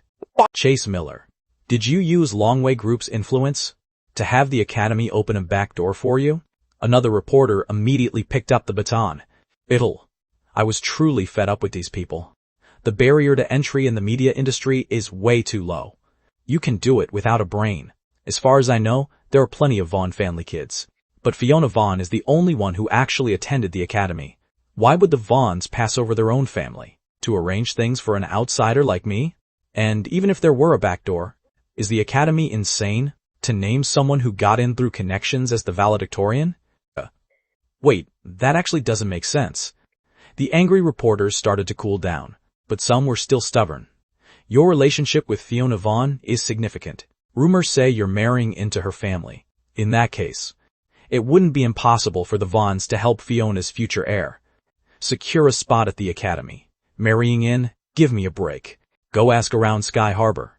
The beautiful girls who like me could circle the earth twice. Why would I give up a whole forest to marry into one family? Even if Fiona and I were a thing, she would be marrying into the Miller family. Got it? Damn it, he's so arrogant. So you're saying you became the valedictorian through sheer skill? Exactly. Didn't I already do an interview with the Sky Harbor TV station right after the exam? I knew back then I had a perfect score. The crowd was clearly still unconvinced. Chase Miller, I have information saying that you were very close with Dr. Stephen Zhang from the Ali Group. It is well known that Stephen Zhang is a titan in the domestic internet industry. He has countless experts under him. Did Stephen Zhang help you steal the Academy's exam papers? I shook my head helplessly. I'm a generous person. I can handle you throwing dirt on me. But slandering Stephen Zhang? I don't think the Ali Group's legal department gets paid for nothing. And to the rest of you, Vaughn's included. Think carefully before you leave here. Don't blame me for not warning you when the lawsuits arrive. Everyone finally snapped out of it. Most of this was just dark speculation and conspiracy theories. I had made them so angry that they blurted it out, and some were even live streaming. They might have just caused a disaster. Chase Miller, since you got a perfect score, can you explain how you solved the problem about the sum of natural numbers equaling -122? Finally, a reporter asked something that wasn't a conspiracy theory. Haven't you all seen the official solution key? Me explaining it now won't prove anything. Ramanujan was a true genius to come up with such an interesting formula. The last physics question involved kinetic molecular theory, which is only taught in college. How did you answer it? There's no rule saying high schoolers can't read college textbooks. Since you're so talented, Chase, why did you go to high school in the United States? Are your results today due to the American education system? Are you saying this year's valedictorian is an American product rather than a true homegrown academy genius? I was truly speechless at this reporter's spin, but I kept my composure, shaking my head with a smile. I got a perfect score because I'm Chase Miller. It has little to do with where I was educated. I could have done it in Sky Harbor just the same. Going abroad was more of a personal reason. Can you tell us why? Someone followed up immediately. I didn't mind sharing my private life. I fell in love with a girl. You know how much girls like me. I was afraid she'd fall in love with me too. Dating distracts from studying. To avoid holding her back, I left. I just wanted to give her a quiet environment to study. Only then could we have a better future. Can you tell us who this girl is? Is she taking the exams next week? Or is she going to the academy too? I'm sorry. You've asked enough questions. Next. The group interview ended. I walked home leisurely. The media friends were escorted out of the neighborhood by security. But that didn't mean their work was over. In fact, it had just begun. I had underestimated the influence of public opinion and the lack of ethics in the media. These people would write anything for traffic. They would say anything. Even if they got sued, they'd just delete the account and disappear, reappearing later under a new name. As the livestream clips of the interview spread, names started trending one after another. Chase Miller, Backdoor, Longway Group, The Vaughns, Fiona Vaughn, Sky Harbor valedictorian, Academy paid entrance. Despite the fact that during the interview, I stated countless times that I achieved the score through my own strength, people still preferred to believe the baseless conspiracy theories. Even on the Academy's own forums, many students began questioning the school, believing the institution had lost its integrity. They thought this was a step too far. Their reasoning was simple. It was impossible for a high schooler to achieve a perfect score in such a short amount of time. On a test that difficult, if it wasn't cheating, what was it? Some radicals even went as far as to suggest protesting at the Academy's admissions office. They demanded a thorough investigation of this year's entrance exam, but in reality, the Academy was in a position where they couldn't easily defend themselves. Think about it. With the valedictorian turning in a perfect score, how could they not have scrutinized it meticulously? If there were actually any points of doubt, there's no way the school would have published the results. Unfortunately, the Academy's official clarification was quickly drowned out by the noise of public suspicion. A perfect score is simply seen as unscientific by the masses. And when something unscientific occurs, people always look for some form of comfort for their own minds. Fiona Vaughn, of course, was well aware of the various rumors circulating online. The legal department even came to ask her if they should take any specific measures. To this, Fiona's opinion was to let the bullet fly for a bit. Refuting rumors right now wouldn't be very effective. Besides, the Academy had already issued its own statement. There was no need for Longway Group to add anything else. Little brother, the whole world doubts you now. What are you going to do about it? Fiona felt certain that I wasn't the type to go into hiding. Besides, the fact that things had escalated to this point had everything to do with the arrogant comments I'd made during my 2 recent encounters with the media. As a result, Sophie hadn't come to find me over the last 2 days. My neighborhood was currently swarming with reporters and paparazzi. Furthermore, she had seen the footage of my group interview. She knew that when I mentioned a girl as my reason for going to the United States, I was talking about her. She wasn't ready to step into the role of my leading lady just yet, so she couldn't risk the reporters finding any clues. However, my explanation left her feeling both shy and annoyed. It was clearly he who had used a marriage contract to scam her out of her money, and then vanished without a trace. Yet he painted himself as some devoted romantic traveling for love. He really was quite a piece of work. Fearing that opportunistic people might come knocking on her door, Sophie Sullivan went to hide at Trisha's place. Looking at the overwhelming wave of skepticism on the internet, the girl felt both indignant and a little doubtful. She obviously wanted to believe in me, but she had taken that exam herself. She had only scored 276 points, and that score was enough to rank her 5th in the entire country. Yet I had scored a perfect 350. It truly felt far too surreal. Trisha, what should I do? They're all saying Chase cheated. Sophie could only turn to her best friend for some help. In truth, Trisha Miller's heart hadn't been very peaceful lately either. However, she saw through the situation clearly. Once the Academy's clarification notice was released, she understood that no matter how much the public clamored, the outcome was set in stone. Chase was the valedictorian. He had really gotten into the Ivy League Academy, and she would have to go through with her confession. So, do you believe him? Trisha asked Sophie. Trisha, I don't know. Trisha decided to rephrase the question. Sophie, be honest with me. Are you actually in love with Chase? Sophie's face instantly turned a bright shade of red. Why are you being so direct? I haven't even figured that out for myself yet. From her best friend's reaction, Trisha already had her answer. The power of being childhood sweethearts was simply too formidable. A simple girl like Sophie ultimately couldn't resist it. If you like him, then believe in him unconditionally. Besides, didn't you see the Academy's announcement? They stated that there were absolutely no issues with the exam. Sophie began to carefully recall my past studies. She remembered that he was actually very smart when they were little. He was the one who had taught her how to write her 1, 2, 3, 4s. But later on, it seemed like he just lost all interest in studying. He seemed busy every single day, thinking of ways to get more money out of Uncle George. Slowly, he earned himself the nickname of a total loser. But if he was that smart as a child, as long as he decided to get serious, reclaiming his status as a genius should be a matter of course, right? Sophie found a justification for me in her heart. I understand now. Trisha, thank you. I believe in Chase. He's actually always been misunderstood. He's not the useless waste everyone says he is. Trisha understood completely. Sophie had fallen for him hook, line, and sinker. Acting out of a sense of responsibility to her best friend, Trisha said seriously, Sophie, you need to think clearly about what kind of person Chase is. If you really end up with him, you're going to have your hands full of worries. 2. Trisha, what are you saying? End up with him? He hasn't even confessed his feelings to me yet. Sophie's face turned red once again. It was true. I had never directly told Sophie that I liked her, nor had I used words like love. Instead, I had sold her a marriage contract to get some cash. Of course, I definitely did like her, but we were just so familiar with each other. As childhood sweethearts who grew up together, I had already subconsciously regarded Sophie as mine. So, I didn't see the need for much sappy talk. Trisha was simply stunned. My silly girl, you need to wake up. That bastard confessed to me years ago.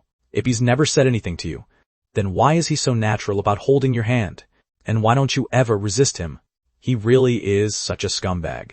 Sophie, do you remember that bet we made? Back at Sky Vault Manor? Bringing this up to Sophie actually made Trisha feel quite embarrassed. Sophie nodded. I remember. You have to post that you like him. Seeing Sophie's calm expression, Trisha was bewildered. No way. Is that really your only reaction? You can actually tolerate this kind of scummy behavior? He really did pass the Academy exam after all, Trisha reminded her. I know. Sophie took her friend's hand. Chase explained everything to me. He's doing it for our own good. Then, Sophie repeated my entire explanation. Back to Trisha. Oh, this girl is way too easy to fool. Good grief. Can a bolt of lightning just come down and take that bastard Chase away? Trisha, don't worry. I don't mind. With Chase acting as a shield, you can focus on your studies. Didn't you say yourself that you've put too much energy into music lately and your inspiration has run dry? Now that you're going to university, you can study something else. It'll help open up your perspective. Sophie even turned it around to comfort her friend. Just let Chase be the one to fend off all those people who want to harass you. And I've thought about it carefully over the last 2 days. If you're the one confessing to Chase, then those guys who like me won't dare to act recklessly either. Thank you, Sophie Sullivan.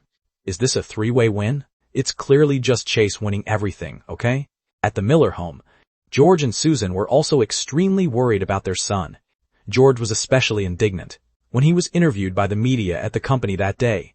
He'd been very proud at first, but later he couldn't avoid those sharp, skeptical questions, which left George in a very foul mood. He even regretted his decision to give the staff time off. Over, he only wished he could release the graphene battery immediately to tell the whole world that it was his son's masterpiece. My son is not a waste. He's a peerless genius who kept his light hidden until the perfect moment. Mom, Dad, I'm fine. That's just how things are in this world. Most of the time, you always find yourself needing to prove things to people who don't even matter. I comforted my parents, remaining as calm and composed as I always was. Chase, those rumors and slanders are just too much. Maybe I should give your grandfather a call and have him round up all those terrible people. Susan Miller hesitated for a moment before speaking. As for George Miller's bankruptcy, Susan had never really taken it to heart, but now his precious son wasn't even 18 yet, and he was facing this overwhelming wave of doubt and slander. Susan Miller truly felt her heart ache for him. I was taken aback by her intensity. My dear mother, please, don't go doing anything reckless. Grandpa is getting up there in age.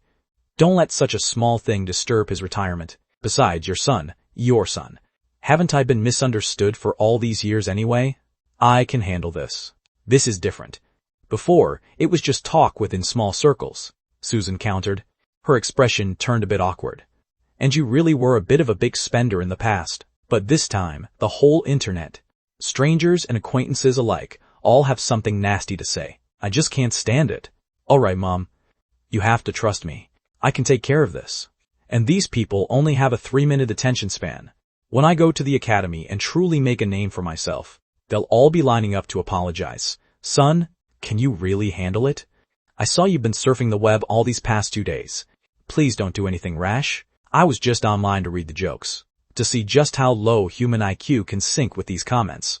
After repeatedly promising I wouldn't do anything out of line, my parents finally went to rest, their faces still full of worry. I was quite at ease, though.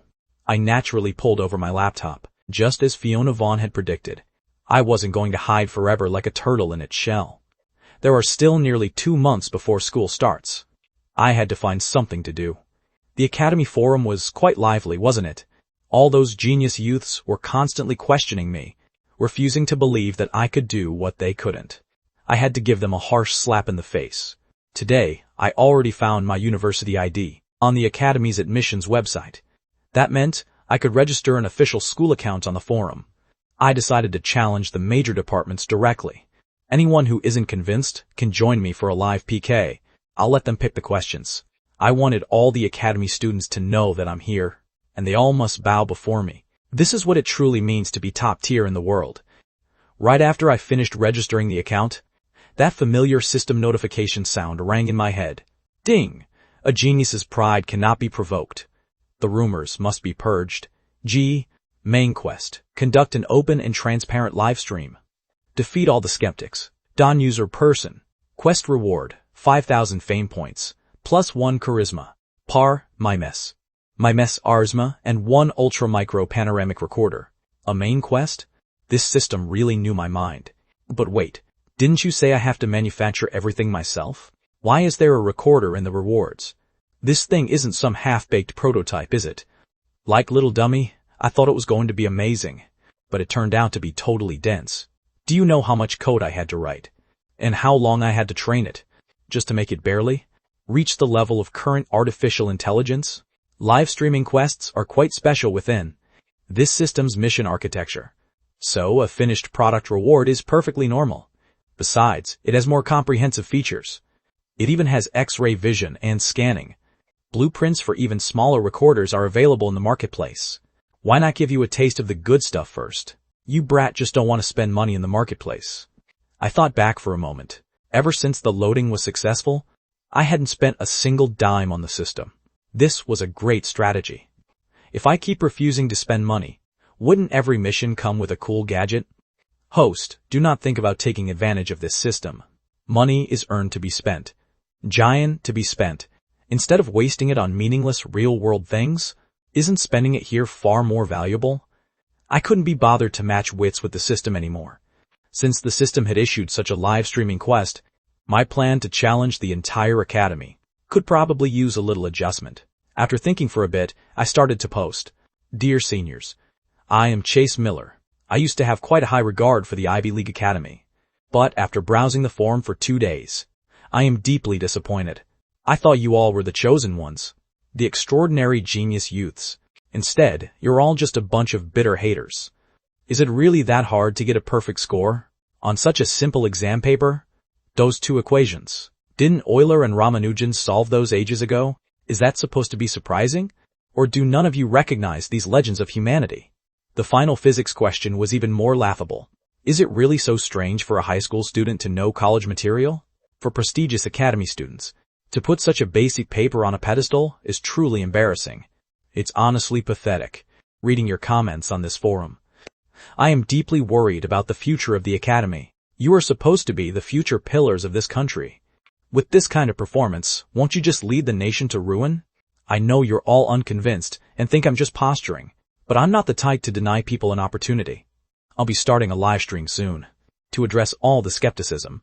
I welcome you to join my live stream room then. As long as it's a subject for my exam, I'll take on all departments. If I don't slap all your faces red, I won't step foot in the academy. By the way, regarding those photos of me online lately, most of them are just candid shots. While I still look handsome, they don't quite do me justice. So, I'm posting a selfie here. Feel free to save it, ladies, it's free. And for those seniors and juniors who want to get to know me better, female professors included, don't forget to follow me. I'll be on this forum quite often. Of course, if you're average looking or have a low IQ, don't bother. I'll say it once more. I am Chase Miller. With the sun and moon in my hand, I pluck the stars. In all the world, there is no one like me. As soon as the post went live, the Academy forum exploded. Soon, the entire internet exploded too. My comments, along with my handsome selfie, went viral everywhere. Many young girls became instant fans, even if some of my words weren't exactly respectful toward women. The world of looks is just that superficial. People couldn't help but marvel. Is this the Academy valedictorian? Truly a peerless character. He's so damn arrogant. How can someone who got in through the back door be so brazen? If we don't crush him, where's the dignity of us Academy students? Where's the prestige of our school? Bro, if this Chase Miller dares to post like this, maybe he actually has the skills. He even put out such a bold claim about not joining the Academy. It's all just posturing. I really don't believe he's that capable. Besides, this kid turned in his paper early. Given the time he took, even if you were just copying the answers, you couldn't be much faster. There's definitely something fishy going on. Exactly. Doesn't he want to live stream to prove himself? I'll definitely be there to challenge him. I'll show him what Academy pride really looks like. Excuse me, 60. Does any of my girls think Chase Miller is super hot? I really want his private contact info. Damn it, Chase Miller, you little punk, you deserve to die. Outside the student circles, the Academy's top brass, including many renowned professors, were also paying close attention to me. After seeing the post I put on the forum, everyone was somewhat taken aback. This year's valedictorian is a bit different. The dean of the Ivy League Academy, the world-famous aerodynamics expert, and dual Academy academician Harold Lee had been looking into me for a while. He had read my profile and resume countless times. With a student like this entering the Academy, life at the school shouldn't be boring in the future, Harold Lee thought to himself. He picked up my file again and turned to the last page. On it was a photo of an elderly man with a weathered face. Old Man Miller. Oh, Miller. I never thought you'd be hiding. Such a fascinating grandson. Once I've finished molding him, I wonder if your family will regret letting him go. Although Fiona Vaughn had graduated and left the Academy several years ago, she still checked the forums frequently. Therefore, she was among the first to see my post, even though she guessed her little brother wouldn't hide like a coward. His way of responding was still quite unexpected. Youthful arrogance. Challenging the world. Perhaps that's just what it means to be young. After posting, I started thinking about where to hold the live stream, which platform to use, and how to ensure it was sufficiently open and transparent. These questions had to be thought through carefully. Otherwise, those people wouldn't submit to me easily. Besides, with live streaming being so hot right now, as the great valedictorian, I should at least make some money from it. I was almost an adult, yet I didn't even have a small fortune to my name. It felt like a total disgrace. Before I could even reach out, several well-informed platforms actively came knocking on my door. They all claimed they could provide assistance for my live stream and wouldn't charge a single cent. It actually made me laugh. Did they think I was a child? I didn't want to waste time with these internet platforms, so I decided to collaborate with an old acquaintance instead, the head of the broadcasting department at Sky Harbor TV, along with the reporter who interviewed me. After my exam, met me in the conference room. The three of us sat there. Chase, this is a total shakedown. Sky Harbor TV does all the work, and you want to walk away with 60%? That's too much, I smiled. I originally wanted 70%. The extra 10% was a reward for Sky Harbor TV, not writing garbage about me lately, and keeping their integrity. Of course, it was also because a station like this has discipline. Since the Academy issued a statement, it wasn't easy for them to stir up drama. Manager White, 40% is enough. For your station, this is basically a windfall from heaven. That may be true. But seeing you, Chase, take more than me, it just doesn't sit right. 50-50. Manager White said. I pulled the contract back. I'll find someone else. 30-70. Bye. Chase, wait. I'll sign.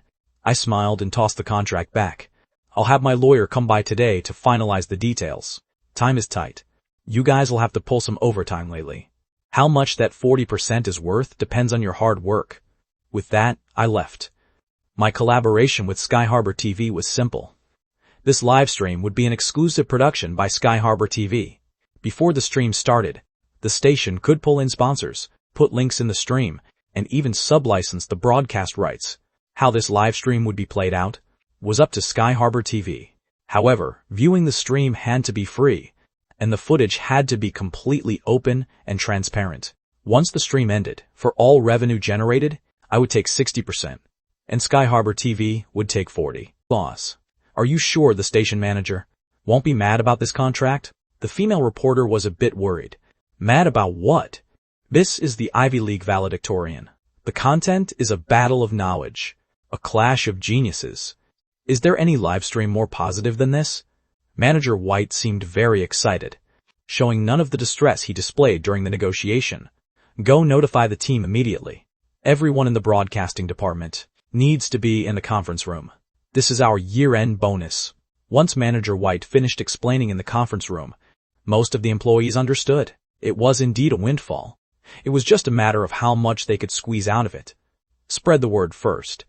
We've secured the exclusive rights to the live stream. Those big internet platforms will probably come crawling to us. After all, this event has a massive influence online. But boss, if we sublicense the rights, won't our traffic be split up? Someone asked, confused. Manager White replied, we're a TV station. It's actually hard for us to attract the younger audience from the internet anyway. The hype from this event will eventually pass. To us, traffic isn't the priority. Money is. Boss is brilliant, but all challenges from callers must go through our channel. We have to hold on to that key promotional opportunity. Selling everything off would devalue the product. Just give them the video feed. Then there's the advertising part. Since we're a TV station, we have to screen them carefully. It's okay to make a little less there. Otherwise, the higher-ups will have questions. Everyone took diligent notes, already looking forward to their bonuses. Besides the online part, we can make some money offline too. After all, Chase said the location needs to be big, with a 360-degree view with no blind spots. We'll do exactly what he asked. Boss, you're not planning on charging for tickets, are you? Tickets? No. We're a TV station. People with integrity don't reach into the pockets of the common folk. Then how do we handle the offline part? Aren't independent creators everywhere now? Isn't short-form video the trend? They all want behind-the-scenes footage. If they want to live stream from the scene, we can allow it, as long as they pay. Of course, they must keep a certain distance. They can't interfere with the official stream. We need to coordinate with security on this. Don't be stingy with the budget. Boss, you're amazing. A subordinate flattered him. Sublicensing, sponsorship, product placement, and charging for offline filming. A three-pronged attack. Manager White truly had exceptional methods. When I received the preliminary plan for Manager White, I was quite satisfied. Fame and fortune are exhausting, but for the future of humanity, I could only endure it. Even though I was confident about this live stream, I was ultimately facing prepared experts. So I still had to do some preparation. First, I used all 10,000 fame points I just earned to boost my stats. I focused on mathematics and physics, as those two would be relatively harder. Mathematics at 64, physics at 63. That should be enough to handle this live stream. Besides the stat boosts, I used the remaining 500 fame points to buy 2 backup solution cards from the marketplace, just in case my brain short-circuited. With these preparations, I felt much more relaxed. I was just waiting to crush all the world's heroes, but the people around me were incredibly nervous. Sophie Sullivan even offered to join the stream with me, to help me face the difficult questions. But I refused. My wonderful college life hadn't even started yet. There were countless girls waiting for my attention. I couldn't let myself be tied down. Besides, I already had enough jealousy from the guys. There was no need to keep drawing aggro. Finally, the time for the live stream arrived. I appeared at Sky Harbor TV as promised. The live stream was set up in the center of Empire Plaza, right in front of the station. I have to admit, choosing to work with Sky Harbor TV was a very wise decision. All the professional equipment, lighting, and security were perfectly in place. I walked onto the stage, and a comprehensive security check. Pros really do things with professional precision. Young Master Miller, are you ready? Manager White asked. Of course, I replied with a relaxed expression. Then, we're going live. All departments, do your final checks. Starting the countdown in 1 minute. I didn't appear in the frame immediately. Instead, a host was on screen, explaining the background and the rules of the live stream. Without further ado, let's hand the floor over to today's star. Sky Harbor's first ever Ivy League valedictorian, and the first person to achieve a perfect score since independent recruitment began. The man known as the most handsome guy in Sky Harbor, Chase Miller. Brows sharp and defined, eyes shining like the stars, a perfectly straight nose, and a faint, confident smile playing on his lips. Dressed in a simple white shirt, his student-like appearance outshone the blue sky and white clouds. The boy just stood there under the afternoon sun, radiating youthful vigor, embodying everything beautiful in the world. Wow, he is so hot. OMG, how could someone that handsome cheat? The haters are just jealous. Is it against the law to be both gorgeous and a genius? The live chat was immediately flooded with comments like these. Everything that needed to be said, I had already stated on the Academy forum, and the host had given a detailed enough introduction. So, let's get right into it. I just hope you guys can bring your A game. I don't want my first live stream to be boring. Holy crap, he's still so arrogant. I'm a fan. Chase, I believe in you. No matter what, I've got your back. Posturing comes with a price. I'm waiting to see this streamer crash and burn. Crashing and burning? Now that's what I call entertainment. Too bad a loser like me isn't qualified to challenge him. I didn't have time to look at the various comments right now. Following the protocol, I was undergoing a full body scan to ensure I wasn't carrying any hidden communication or smart devices. I passed the security check smoothly. In that moment, I truly felt how extraordinary Little Dummy was. At least the detection equipment had no clue that the inconspicuous ring I was wearing was actually a super AI. Of course, with Little Dummy's current level, he basically couldn't help me with anything in this live stream. But I'd grown used to wearing him. It's easier to keep him close as I develop him. Okay, let's pick a comment to respond to first. If you have something to say, send it now. Note, I can only see comments sent in the main Sky Harbor TV livestream room. Connecting with geniuses was the main course, but I also had to take care of the regular viewers. So, we had this chat response segment. A knowledge duel turned into a circus like this. Sponsorships, sub-licensing. Is young Master Miller that greedy? Is your greed starting to look a bit ugly? I wasn't sure if Sky Harbor TV was intentionally stirring the pot, or if I just had bad luck. Out of all the confessions from girls, I didn't get a single one. Instead, I pulled this specific comment. I cleared my throat. You're right. I do need money. I honestly wish I had all the money in the world at my disposal. Well, at least young Master Miller is honest, but years from now, you'll understand. The money I earn will ultimately benefit this world, and benefit every single one of you. I make money for the welfare of all humanity, and to explore the future of our race. Okay, maybe he's not that honest. In the future, I will pursue a path in scientific research. Do you have any idea how expensive research is? Do you know how much it costs to develop a microchip? To produce a new medicine? To create new materials? To retain top-tier talent? For followers. We can't just ask the government for money. Every single time we need to do something, can we? I've never had the habit of relying on others. My dad taught me from a young age to spend my own money, or at most, his money. That's the only way to feel comfortable. So I have to ask, for us scientists, for those fighting for humanity's future, what's wrong with making money? Why shouldn't we be able to earn a living? Man, this kid is quite the orator. His words actually make a lot of sense.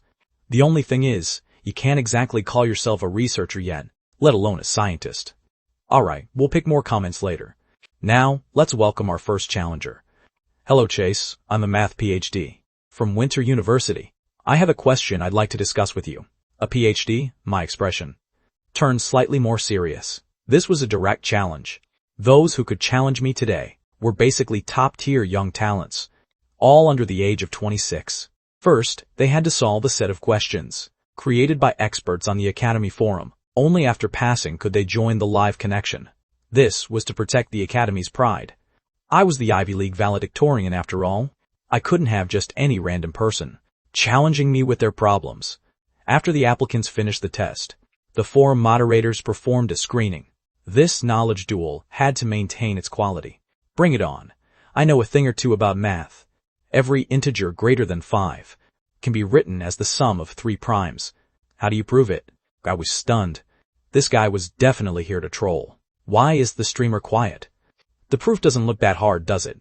I'd bet he can't do it. Ha ha ha.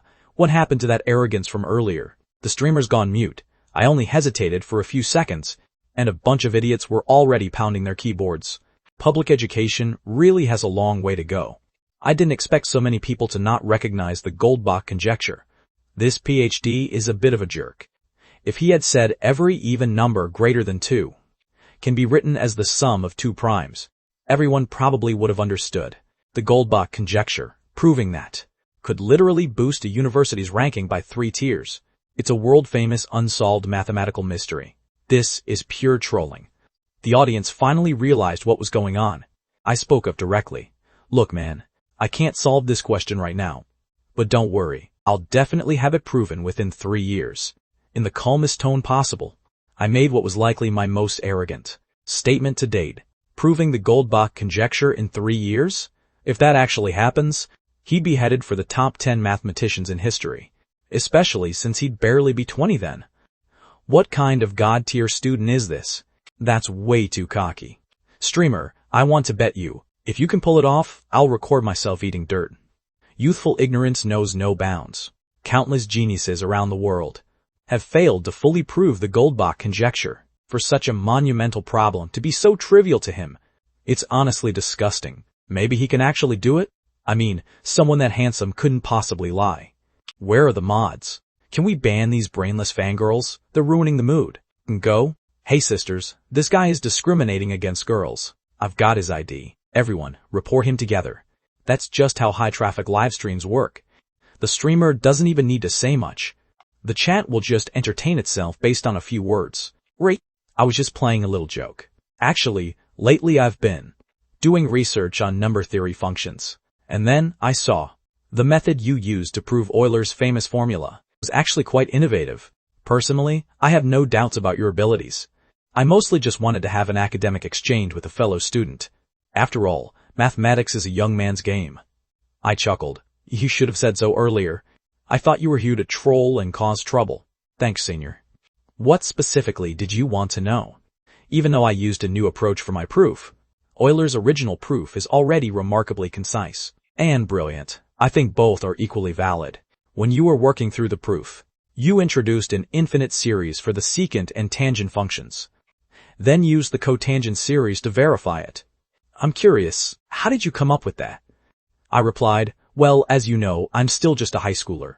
What I've learned is still quite limited, so I could only rely on my restricted knowledge base to provide an answer by using a series of references and applying specific transformations.